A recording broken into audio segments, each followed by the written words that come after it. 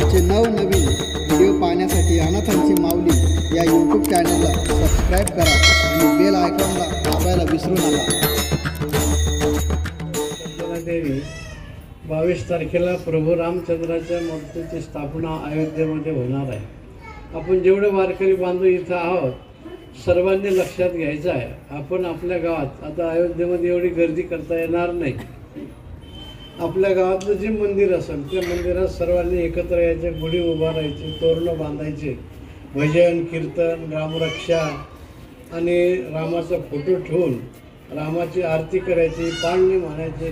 खूप आनंद आपल्याला व्यक्त करायचा. सडा समार्जन आणि जेवणाचं सुद्धा ताक पाणी कर काल जेवण असं नाही करायचं.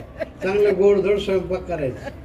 लाडू, जिलेबी, गुलाबजाम, पुरणपोळी असं चांगला स्वयंपाक करायचा. रोजचं आपलं आहेच, आपलं पिठलं भाकरी आहेच आपली, परंतु चांगलं गोड पदार्थ करायचे, भजन करायचं आपापल्या गावात, आपापल्या संस्थेत. आता सर्व विद्यार्थी बांधव आहेत. सगळ्यांनी 12 वाजेला 12 ते 1 हा कार्यक्रम 11पासून सुरू करायचा.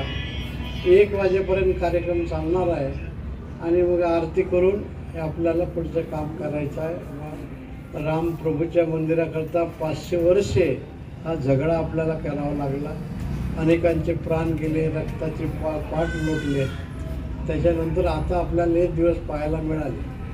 राम मंदिराच्या मूर्ती प्रभू रामचंद्राच्या मूर्ती स्थापनेकरता देशातून ठराविक सर्व संतांना निमंत्रित करण्यात आलेलं आहे. परदेशातून काही अनेक देशाचे अध्यक्ष, प्रधानमंत्री, सगळे मोठमोठी माणसं येणार आहे. सगळ्यांची गर्दी एकाच वेळेस होऊ नये म्हणून गावोगावी आपल्याला हा कार्यक्रम पार पाडायचा आहे.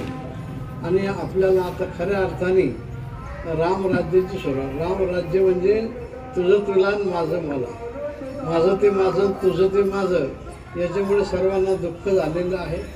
पण हा सर्व आनंद आपल्याला आता पुढच्या काळामध्ये पाहायला मिळणार आहे. तेव्हा आज वारीच्या निमित्ताने इथे येऊन स्वामींचं दर्शन, आपलं सर्वांचं दर्शन झालं. सर्वांचं आम्ही अभिनंदन करतो, सर्वांना नमस्कार करतो आणि विद्यार्थ्याला स्वतंत्र नमस्कार. भगवान श्री संत जनार्दन स्वामी एकनाथ महाराज सर्व संतांना की आपल्या पाल्याच्या उज्ज्वल भविष्यासाठी आजच आपला प्रवेश निश्चित करा.